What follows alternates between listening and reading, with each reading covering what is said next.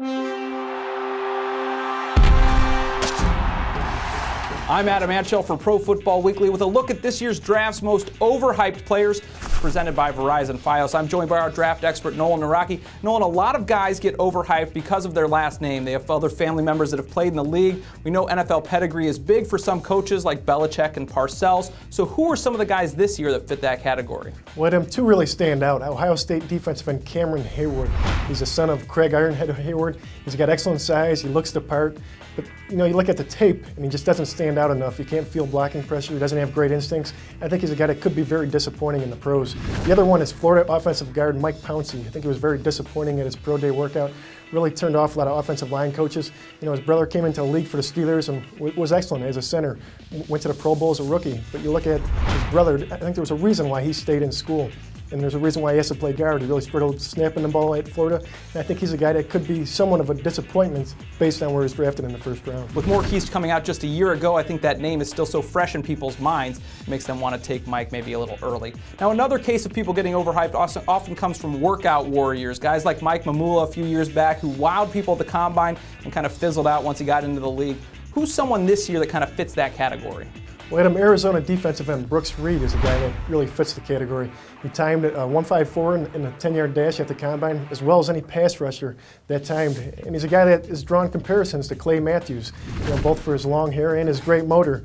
And I think that comparison has been taken to new extremes. I think if he goes in the third round, you'll get a good value. He's a guy that could become a solid starter as an outside linebacker in a 3-4 defense. But taking him anywhere in the first 2 rounds is a big reach. We've certainly seen his stock kind of rise as the media has kind of picked up on him. Maybe it is kind of the hair. All of a sudden people jump at it. Now another guy like this is MIKEL, LESHOURE, the running back from Illinois.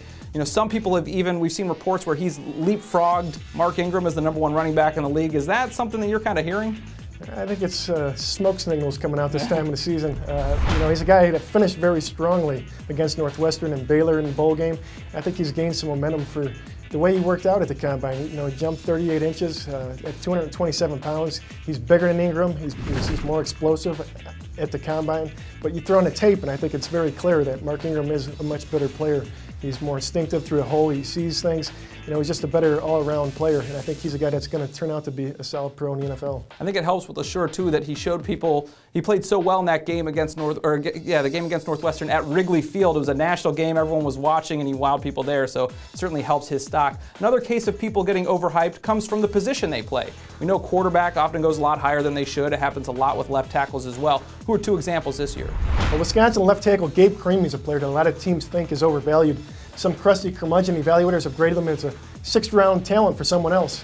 Another veteran eyes have concluded that he'll be best as a swing backup tackle or an ideal 6th man. Florida State quarterback Christian Ponder is another. Despite having a chance to fit into the top 50 for a dink and dunk West Coast offense, Ponder is an inconsistent decision maker with average arm strength and an elbow injury history on his throwing arm that could create problems surviving the length of a 16-game season. I think we see it every year too. Quarterbacks maybe going a little higher than they should, and this year with so many teams having quarterback needs, wouldn't be surprised to see the same thing happen for Ponder. That's a look at Nolan's most overhyped players in this year's draft. For the best draft coverage, be sure to follow us on Twitter or go to ProFootballWeekly.com.